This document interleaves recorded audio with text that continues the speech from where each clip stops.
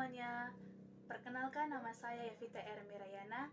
Saya mahasiswa dari Unika Santo Paulo Surteng, Prodi PGSD. Pada kesempatan ini saya akan tayangkan video berita tentang suku Dayak dan suku Madura.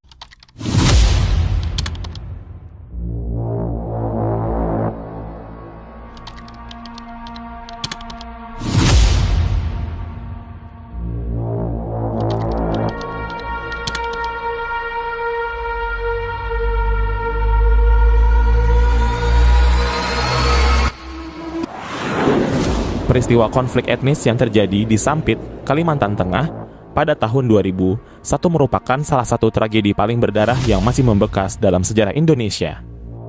Konflik ini melibatkan suku Dayak dan suku Madura dengan skala kekerasan yang mengerikan, termasuk ritual penggal kepala yang dilakukan oleh para panglima perang Dayak.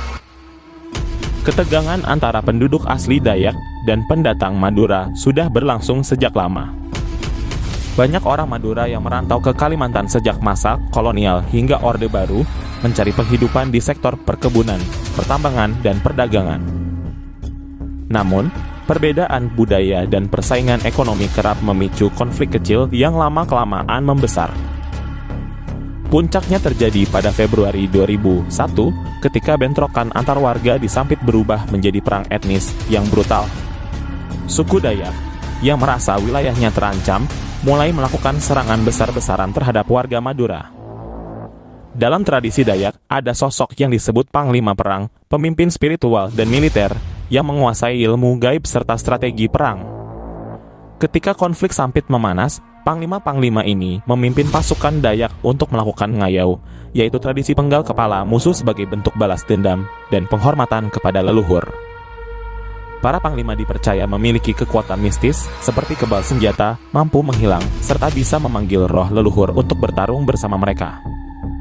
Dipersenjatai dengan mandau parang khas Dayak dan jimat-jimat sakti, mereka dapat menyusup ke perkampungan Madura dan melakukan eksekusi brutal. Penggalan kepala dalam tradisi ngayau, salah satu tindakan paling mengerikan dalam konflik ini. Kepala mereka sering dijadikan trofi perang atau diletakkan di persimpangan jalan sebagai peringatan. Menurut kepercayaan Dayak, memenggal kepala musuh dapat memperkuat jiwa para pejuang dan menjaga keseimbangan kosmis. Banyak kesaksian menyebut bahwa para panglima Dayak memiliki kecepatan luar biasa dalam menebas kepala, dan ada juga yang mengatakan bahwa mereka bisa memanggil hujan darah sebagai tanda peperangan. Baik, dalam cerita kali ini, satelit misteri akan membahas kejadian yang belum pernah terungkap di tragedi Sampit, perang besar paling brutal antara suku Dayak dan Madura. Seperti apa kejadiannya? Mari kita simak ceritanya. Malam itu, langit di atas Sampit, Kalimantan Tengah begitu gelap. Angin bertiup kencang membawa aroma tanah basah yang bercampur dengan sesuatu yang lebih tajam, bau darah. Di tengah sunyinya malam, di sebuah hutan lebat, seorang pria tua sedang duduk bersila di atas tanah.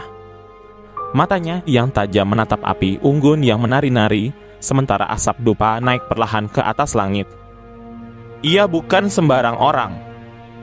Ia adalah seorang panglima Dayak, seorang pemimpin spiritual dan pejuang sakti yang menjaga kehormatan sukunya. Dengan mandau pusaka yang tergenggam di tangannya, ia merasakan sesuatu yang telah lama ditunggu-tunggu. Roh leluhur telah berbicara, bisiknya pelan. Saatnya untuk membalas dendam. Dari kejauhan, suara tangisan dan teriakan terdengar keras memecah malam. Konflik yang telah lama membara di dalam hati orang-orang Dayak akhirnya meledak. Sejak bertahun-tahun lalu, tanah Kalimantan menyaksikan kedatangan para perantau dari Pulau Madura. Mereka datang untuk mencari nafkah, menetap, dan perlahan-lahan membentuk komunitas mereka sendiri. Namun, di balik pertumbuhan itu, ada rasa sakit dan kepedihan yang tertahan. Orang Dayak kala itu merasa terpinggirkan. Ladang mereka diambil, hutan mereka ditebang, dan adat mereka mulai tergeser oleh budaya baru yang dibawa para pendatang dari suku Madura. Konflik kecil ini sering terjadi pertikaian di pasar, perkelahian di jalan, dan perselisihan yang selalu berakhir dengan darah. Tapi puncaknya terjadi pada suatu malam ketika seorang pemuda Dayak ditemukan tewas dengan luka menganga di tubuhnya. Desas-desus menyebar cepat bahwa ia dibunuh oleh sekelompok orang Madura dalam sebuah perkelahian. Malam itu juga genderang perang mulai dipukul. Di dalam sebuah rumah panggung yang tersembunyi di tepi hutan, para tetua Dayak mulai berkumpul. Suasana begitu hening, hanya suara burung malam yang terdengar. Seorang pria tua dengan wajah penuh garis usia berdiri di tengah. Ia adalah Panglima Dayak, seorang yang dihormati dan ditakuti sekaligus. Dengan tatapan tajam, ia berkata, "Kita sudah cukup bersabar. Leluhur kita menangis melihat tanah kita dinodai. Saatnya kita mengayau kembali." Seruan itu disambut dengan sorak-sorai. Para pemuda Dayak dengan tubuh yang dilumuri minyak khas suku mereka mengangkat mandau mereka tinggi-tinggi. Ritual pun dimulai. Di bawah sinar bulan purnama, tubuh mereka digores sedikit dengan belati, membiarkan darah mereka bercampur dengan tanah. Mereka percaya dengan begitu roh nenek moyang akan melindungi mereka dalam pertempuran. Dan saat genderang perang ditabuh, kematian pun mulai menari di kota Sampit. Fajar pertama yang menyaksikan darah tumpah di kota itu datang dengan warna merah yang lebih pekat dari biasanya. Pasukan Panglima Dayak mulai bergerak ke perkampungan Madura. Mereka datang seperti bayangan hitam yang melompat dari satu rumah ke rumah lainnya. Tidak ada belas kasihan, tidak ada negosiasi. Mandau-mandau mulai menari. Satu persatu, kepala para lelaki orang Madura dipisahkan dari tubuh mereka. Teriakan-teriakan minta tolong menggema, tapi tak ada yang bisa menolong. Darah membanjiri jalan-jalan, melumuri tanah yang selama ini mereka pijak bersama. Anak-anak menangis mencari ayah mereka yang telah dipenggal. Ibu-ibu berteriak histeris melihat suaminya tersungkur tanpa kepala. Bahkan mereka yang berusaha bersembunyi pun akhirnya ditemukan dan mengalami nasib yang sama. Panglima Dayak dengan mata penuh bara api memegang sebuah kepala yang masih meneteskan darah. Ia mengangkatnya tinggi-tinggi ke langit dan berteriak, "Ini adalah hari pembalasan, leluhur kita kini bisa tersenyum." Hari demi hari berlalu, tapi bau anyir darah tidak juga menghilang dari udara Sampit. Ratusan kepala orang Madura diletakkan di persimpangan jalan menjadi peringatan bagi siapa saja yang masih bernyali untuk melawan. Pasukan TNI dan Polri akhirnya dikerahkan untuk menghentikan kekacauan. Ribuan orang Madura dipaksa mengungsi meninggalkan rumah-rumah mereka yang kini tak lebih dari abu dan puing-puing. Panglima Dayak, setelah memastikan bahwa tanah leluhurnya telah kembali ke tangan mereka, menghilang ke dalam hutan. Tak ada yang tahu ke mana ia pergi, akan tetapi legenda tentang dirinya masih diceritakan hingga hari ini. Tangisan yang tak pernah hilang tahun-tahun berlalu, tapi trauma itu tetap membekas. Di kota Sampit yang kini mulai pulih, ada satu tempat yang selalu terasa sunyi bekas perkampungan Madura yang kini kosong. Orang-orang yang dulu tinggal di sana hanya bisa mengenang tanah yang telah mereka tinggalkan dengan air mata.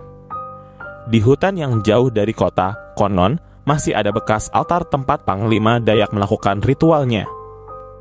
Orang-orang yang mendekat sering mendengar bisikan lirih, seolah-olah roh-roh mereka yang telah tiada masih merintih di antara pepohonan. Mereka adalah korban dari sebuah perang yang lahir dari dendam, ketakutan, dan luka yang tak kunjung sembuh.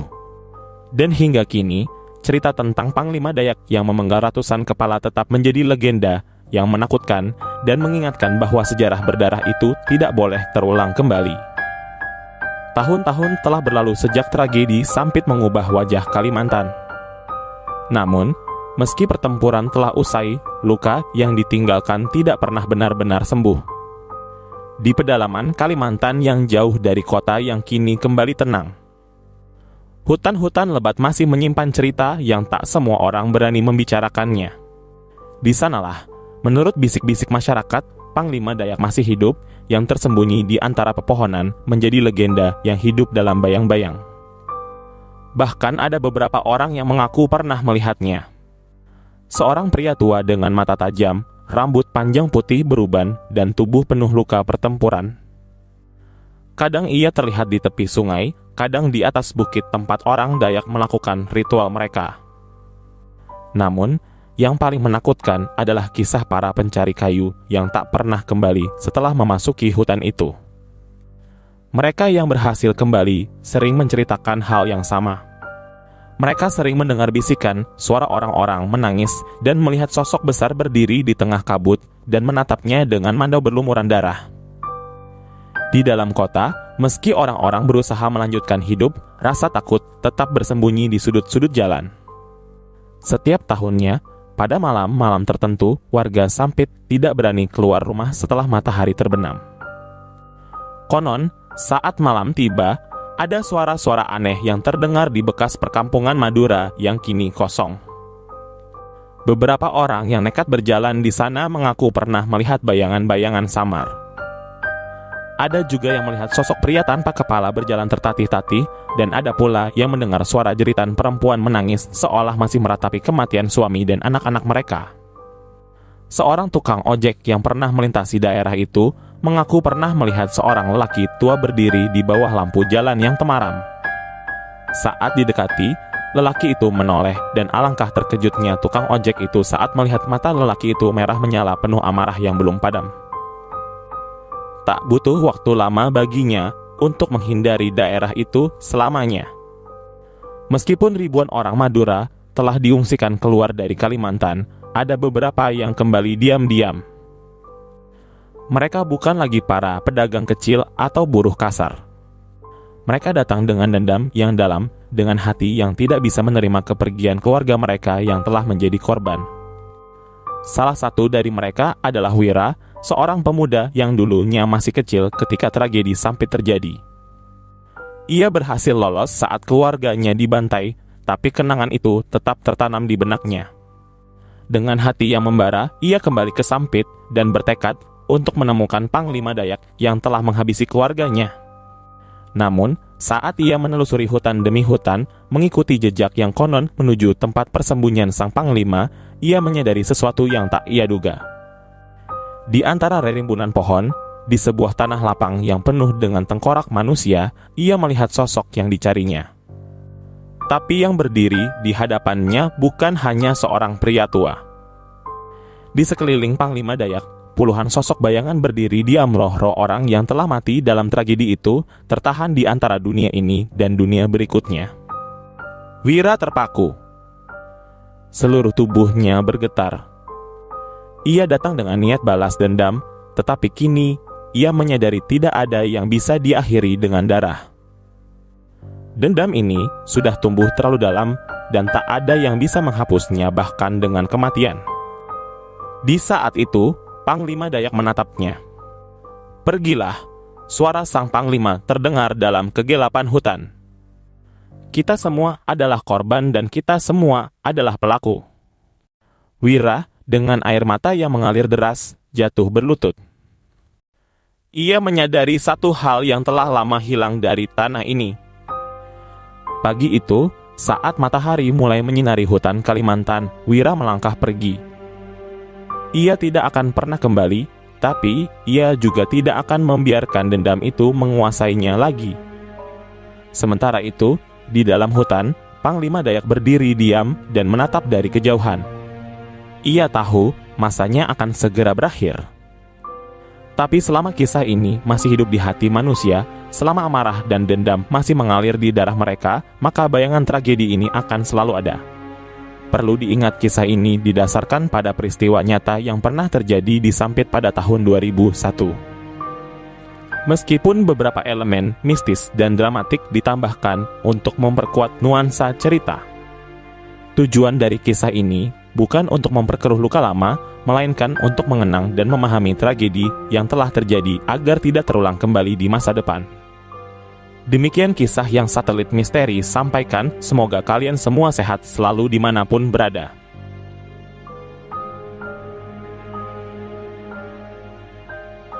Tragedi konflik antar suku Dayak dan suku Madura terjadi berulang, dengan puncak paling besar pada konflik Sampit tahun 2001 di Kalimantan Tengah. Konflik ini bukan sekedar bentrokan etnis spontan, melainkan akumulasi ketegangan struktural sosial, dan kultural yang telah berlangsung lama. Suku Dayak memiliki sistem nilai adat yang kuat, menjunjung tinggi kehormatan dan solidaritas komunitas.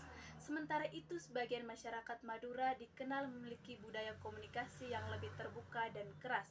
Perbedaan pola interaksi ini sering memicu kesalahpahaman, terutama dalam penyelesaian konflik kecil yang tidak tuntas. Faktor ekonomi.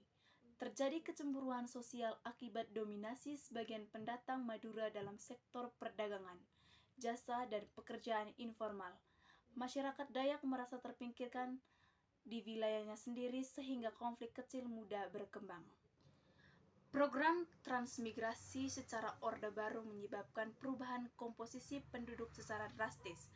Migrasi yang tidak diimbangi dengan integrasi sosial dan kebijakan perlindungan masyarakat lokal membesarkan potensi konflik horizontal. Faktor penegakan hukum. Penanganan konflik sebelumnya dinilai lemah dan tidak adil, sehingga memunculkan rasa ketidakpercayaan terhadap aparat negara. Ketika hukum formal gagal, masyarakat cenderung menggunakan hukum adat dan kekerasan sebagai alat penyelesaian. Dinamika dan eskalasi konflik. Konflik bermula dari peristiwa kriminal skala kecil namun berkembang cepat. Karena yang pertama, mobilisasi massa berbasis identitas etnis. Yang kedua, penyebaran isu dan provokasi. Yang ketiga, lemahnya kontrol keamanan pada fase awal. Kekerasan menjadi sistematis dan brutal, termasuk pembunuhan massal dan pengusiran yang menunjukkan konflik telah berubah dari konflik sosial menjadi konflik etnis terbuka. Dampak konflik. Dampak kemanusiaan. Yang pertama, ribuan korban jiwa. Yang kedua, penguasaan besar-besaran. Yang ketiga, trauma psikologis lintas generasi. Dampak sosial. Rusaknya hubungan antara etnis, hilangnya kepercayaan antara warga. Upaya penyelesaian rekonsiliasi. Yang pertama, dialog adat, rekonsiliasi budaya. Yang kedua, penguatan peran tokoh adat dan agama. Tragedi konflik Dayak Madura adalah konsekuensi dari kegagalan struktural negara dalam Tragedi konflik Dayak Madura adalah konsekuensi dari kegagalan struktural negara dalam mengelola, bukan semata konflik etnis. Selama ketimpangan, ketidakadilan, dan lemahnya hukum, tetap ada konflik serupa potensi berulang.